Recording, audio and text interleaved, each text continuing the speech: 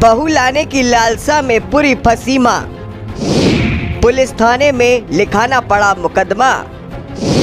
पूजा और आरती ने छीनी सुख शांति, हरदोई में ठग लिख गए नई क्रांति। प्यार गया, पैसा गया और गया व्यवहार, दुल्हनिया का घर लेकर आए पूरे फंसे नंबरदार। कहते हैं कि शादी ब्याह गुड्डा गुड़िया का खेल नहीं होता, जब करो तो बहुत जानकारी लेकर करो। लेकिन हरदोई से जो मामला सामने आया है उसने सबको चौंका दिया है। एक दिव्यांग मां बहू लाने की लालसा में बुरी तरह ठगी गई। दरअसल हरदोई के टणियावा थाने के भड़ायल निवासी नरेश पाल के दो बेटे प्रदीप और कुलदीप की शादी काफी दिन से अधर में लटकी हुई थी। माँ और पिता दोनों को बेटों की शादी की चिंता सता रही थी। दिव्यांग माँ को भी घर में हाथ बटाने वाली बहू की आस थी। माँ ने ठान लिया कि जैसे तैसे बेटों की शादी करवानी है। माँ को शादी कराने वाले एजेंटों का नंबर मिला, बात हुई, परिजनों को सीतापुर बुलाया गया।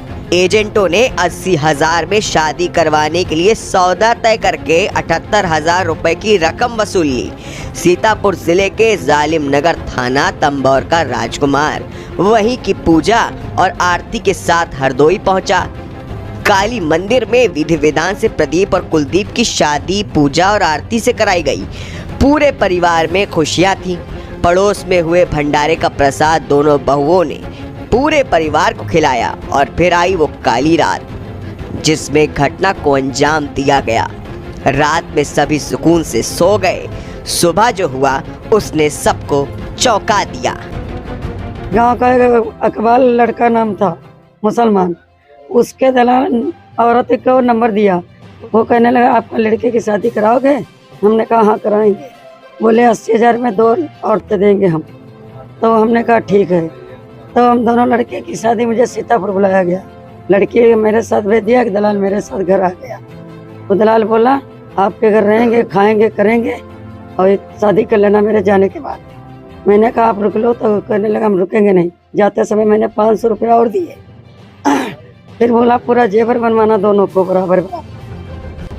सुबह जैसे ही पूरे परिवार की आँख खुली तो दोनों बहनें पूजा और आरती गायब मिली। दोनों बहनें जेवर, कपड़े, मोबाइल सहित 50,000 रुपए लेकर चंपत हो चुकी थी। भंडारे से आई खीर में नशीला पदार्थ मिलाकर खिलाया गया था। सर हम दिल्ली में काम करते हैं, सूटकेस का ताला बनाते हैं वहाँ पे।